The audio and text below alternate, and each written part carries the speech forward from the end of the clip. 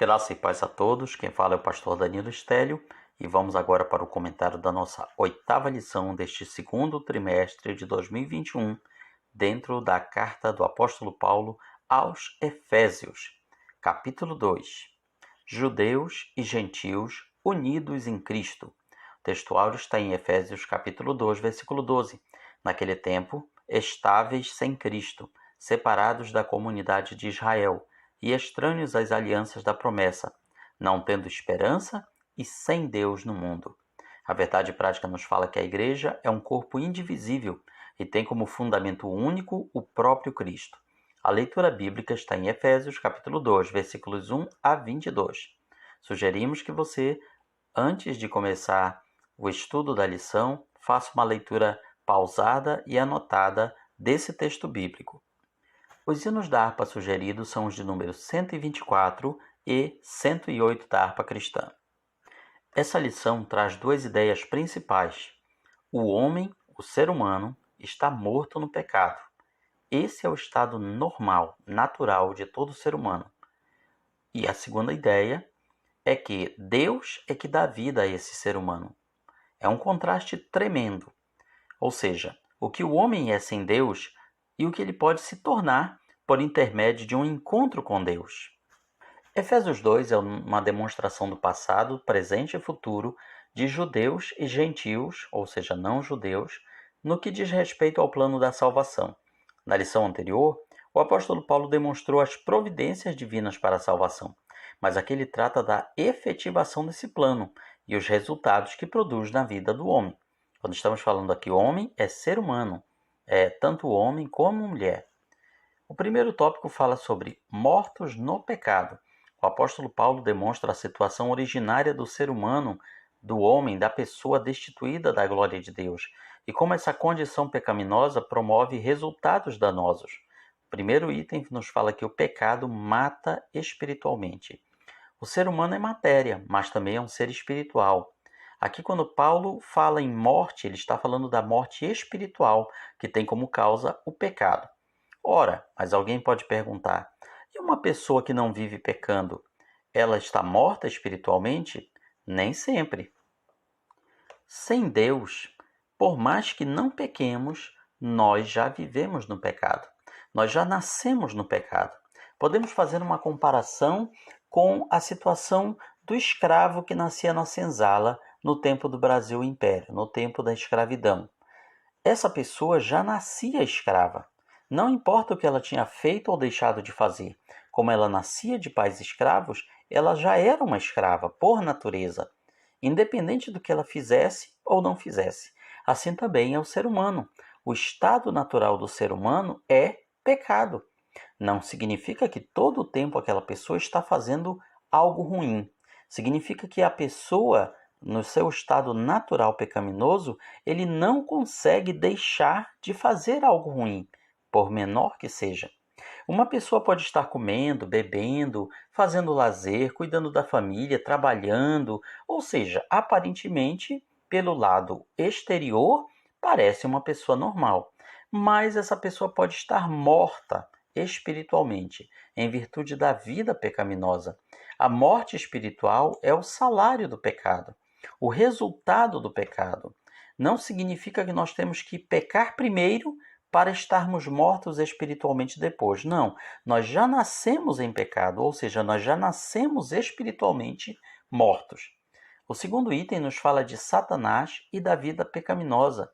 Aqui o apóstolo Paulo está fazendo uma ligação entre o estado natural de pecado do ser humano e quem comanda esse sistema pecaminoso.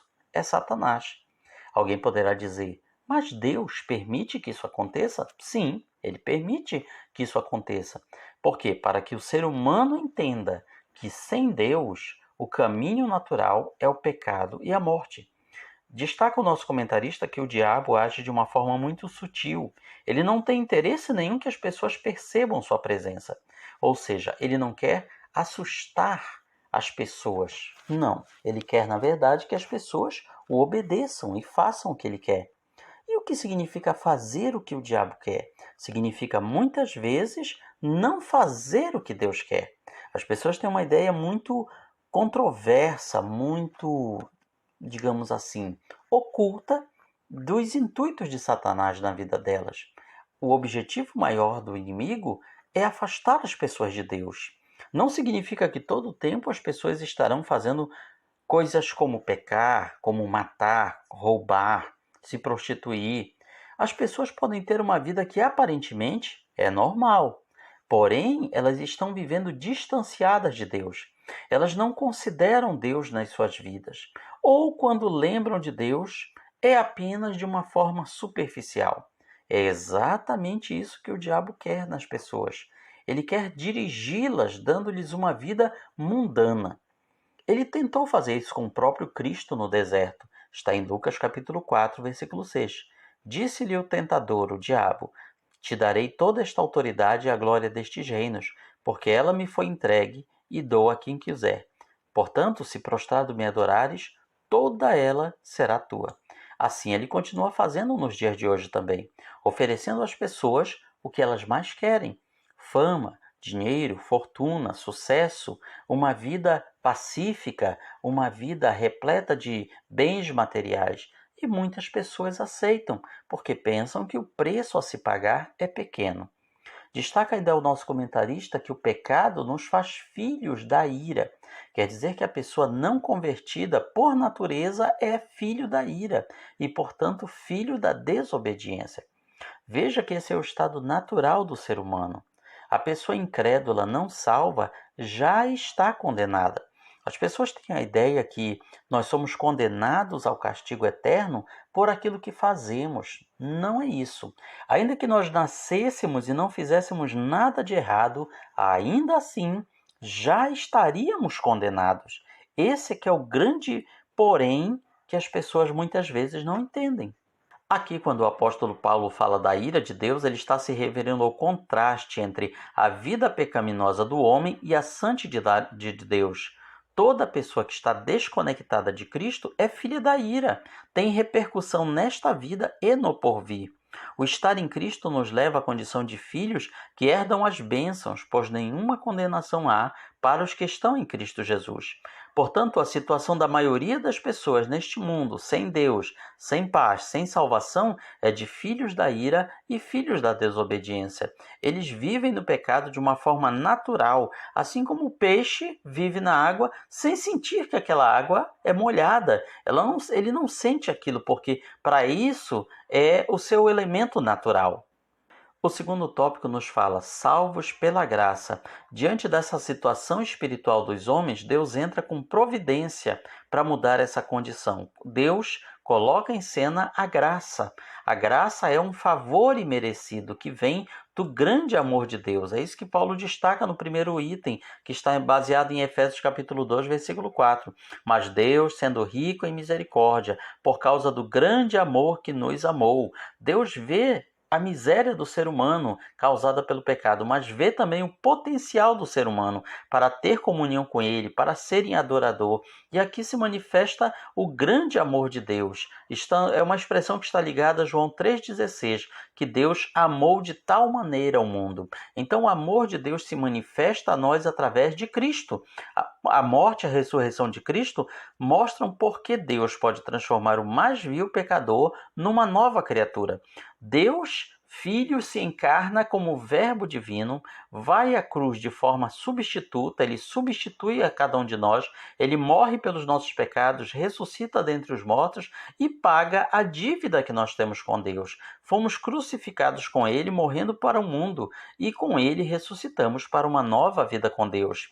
Algo que nós resumimos nessas poucas palavras, mas abrange um plano de salvação de alcance de todas as épocas e de todos os tempos. Portanto, cada cristão deve entender qual é esse grande plano de salvação, como é que ele foi arquitetado por Deus, foi sendo traçado ao longo do Antigo Testamento, se revelou na sua plenitude nos Evangelhos, no Novo Testamento, e daí prossegue agora com a igreja. A igreja é o resultado deste plano de salvação. E o que é a igreja, afinal de contas? A igreja é um povo, é uma nação santa. E essa nação é constituída de pessoas de todas as nações, de todos os povos, de todas as tribos, só que agora eles estão unidos por uma única coisa, que é Cristo Jesus. O segundo item nos fala de sermos salvos pela graça e pela fé. Esse talvez seja o texto áureo da carta aos Efésios. Porque pela graça sois salvos, mediante a fé. E isto não vem de vós, é dom de Deus. É um presente de Deus para com a humanidade, a salvação. Isso significa então que não precisamos fazer nada para sermos salvos? Sim e não. Não precisamos fazer nada no sentido de que nada do que nós façamos é suficiente para ganhar essa salvação. Essa salvação ela está além do que nós poderíamos adquirir pelos nossos esforços. Porém, nós precisamos querer essa salvação. Nós precisamos querer sermos salvos. Nós precisamos fazer alguma coisa que é manifestar o nosso interesse de adquirir essa salvação.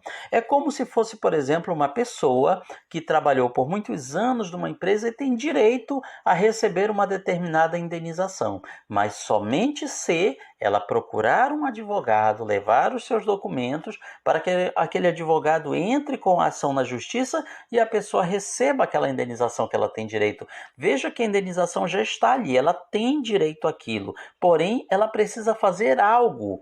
Ela não precisou fazer nada para ter direito àquela indenização. Ela já tinha direito pelo tempo que ela trabalhou ali naquela empresa. Porém, ela tem que fazer alguma coisa para efetivar o recebimento daquele valor, que é dar entrada na justiça através do advogado. Assim, a mesma coisa a salvação que Cristo veio nos trazer. Nada que façamos pode nos fazer merecedores dessa salvação. Porém, nós precisamos querer sermos salvos, porque por incrível que pareça, você vai ter muitas pessoas que não querem ser salvas. Elas acham que o caminho da salvação é muito difícil, é muito espinhoso, e elas querem traçar a sua própria maneira de serem salvas. Ou então elas pensam, eu não preciso ser salvo, eu sou uma pessoa boa, gentil, generosa, pago meus impostos, não vivo matando ninguém, então eu não preciso ser salvo. Veja que é justamente por isso que entra em cena o Espírito Santo, para convencer a pessoa, você é um pecador e você precisa ser salvo, só que você não vai conseguir se salvar pelos seus próprios esforços. Não importa o que você faça, você não consegue se salvar. Você precisa vir a Cristo para ser salvo. Muitas vezes, para que a pessoa entenda isso e queira, é aí que entra a ação do Espírito Santo, do Consolador. Portanto, a salvação é um presente de Deus. Nada do que façamos é o suficiente, porque nossas justiças são como trapos imundos. Aqui não estamos falando de justiça, o sistema judiciário, o poder judiciário, mas sim as justiças que cada um de nós possa fazer, as nossas boas obras, nossas caridades, tudo isso não significa nada para nos salvar. É a grande diferença, portanto, entre a fé cristã e as outras religiões é a forma de como chegar a Deus. Enquanto muitos dizem é preciso rituais, ações de aperfeiçoamento, boas obras para você estar bem com a divindade, a mensagem cristã diz: você não pode fazer obra nenhuma para ser salvo, não é o suficiente. Por aquilo que Cristo já realizou é que você pode ser salvo. Mas então significa que as boas obras não servem para nada? Não é bem assim. Esse, na verdade, é o grande embate do Novo Testamento: fé versus obras. Alguém poderia dizer que o apóstolo Tiago, na sua carta, ele exalta o papel das obras, enquanto que o apóstolo Paulo exalta o papel da fé. Mas, na verdade, não existe nenhuma colisão entre esses dois pontos de vista. As boas obras, elas não são para nos salvar, elas são resultado da nossa salvação. Nós somos justificados pela fé, através da graça de Deus. E essa fé, ela tem que produzir boas obras, tem que produzir frutos dignos de arrependimento. A pessoa não basta ela dizer que agora ela é salva, ela tem que agir e viver de maneira a ser uma pessoa salva. Portanto, as obras são o resultado, o efeito e não a causa. As nossas obras não nos levam para o céu, mas levamos nossas boas obras para o céu. Elas servirão para estipular, digamos assim, a nossa recompensa, o nosso galardão, aquilo que fizemos de bom nesta terra, não para nos salvar, mas fizemos justamente porque já somos salvos. Portanto, a resposta pode ser resumida aqui nesse seguinte diálogo. A questão levantada por Paulo é: como a salvação é recebida? E a resposta: somente pela fé. A pergunta do apóstolo Tiago era: como essa fé verdadeira é reconhecida pelos homens? A resposta: pelas obras.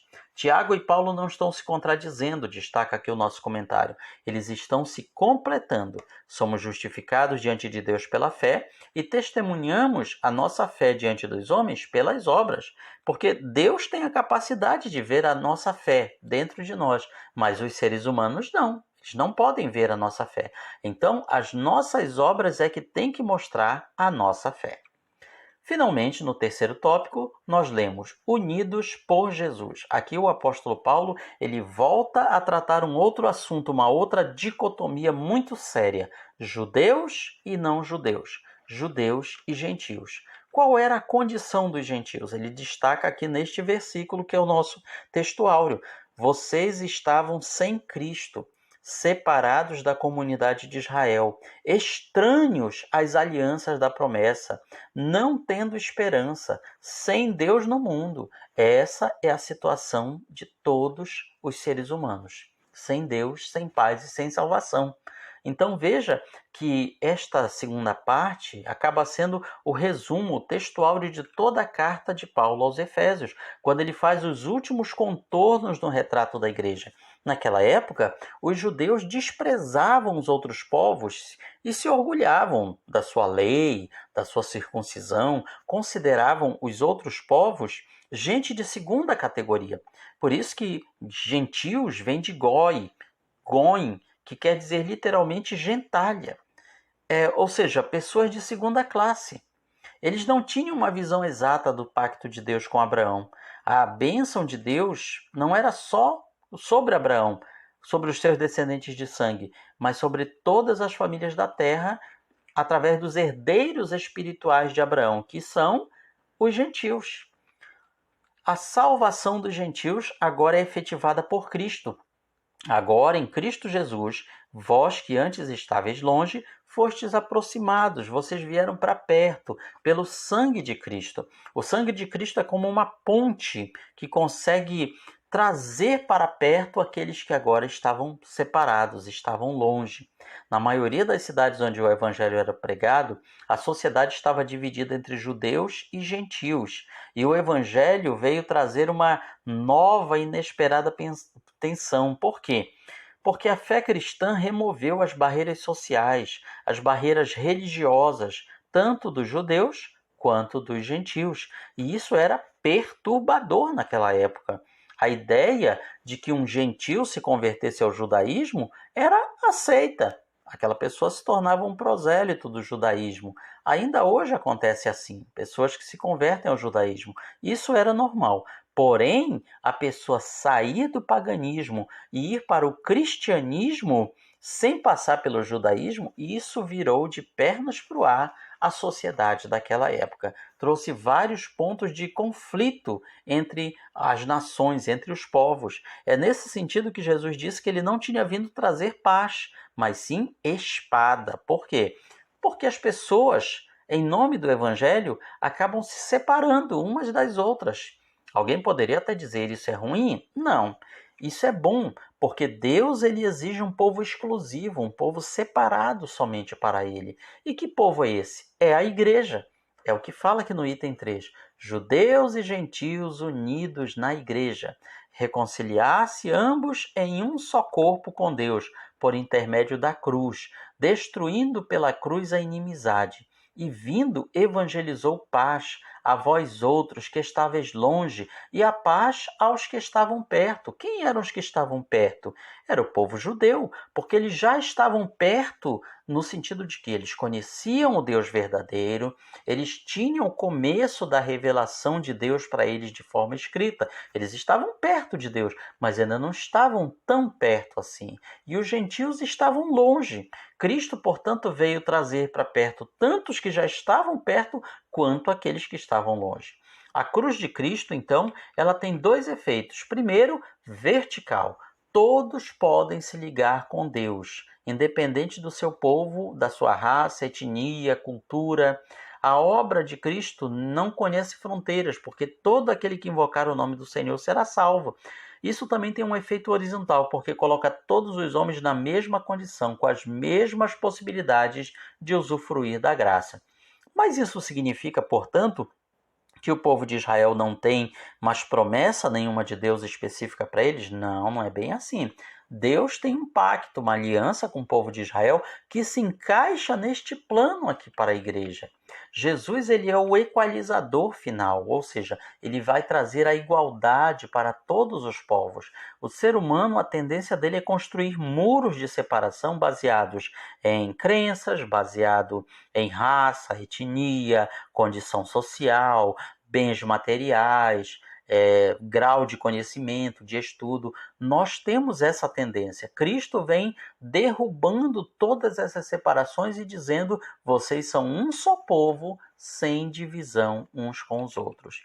Portanto, a maior missão de paz na história foi Deus quem realizou, através de Jesus, reconciliando o mundo com Ele mesmo e edificando a igreja, a sua noiva. Aqui edificando como se fosse uma construção, sendo que o baldame, o fundamento, a pedra angular é Cristo.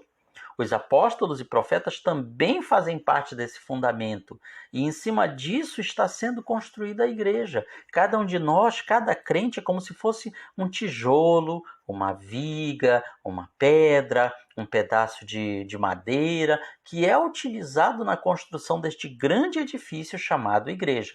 Somos ainda um templo inacabado, destaca aqui o nosso comentário. A igreja ainda não está totalmente pronta, ela está sendo edificada. Somente no final, depois, no novo céu e na nova terra, ouviremos a voz: o tabernáculo, a morada de Deus, está entre os homens. Conclui o nosso comentarista que nenhum cristão deve se considerar melhor ou mais especial que outros, pois o Evangelho da Graça não é propriedade privada de um grupo, mas a revelação divina que a todos deve alcançar e abençoar. Este é um breve resumo da nossa lição e amanhã na sua escola bíblica dominical você vai aprender muito mais sobre este abençoado tema. Visite também o nosso blog palavravivaefiel.blogspot.com, onde você poderá baixar gratuitamente esta e outras lições da Escola Bíblica Dominical, da CPAD, do Programa de Educação Cristã Continuada. Deus abençoe grandemente a sua vida, em nome de Jesus. Palavra de Deus.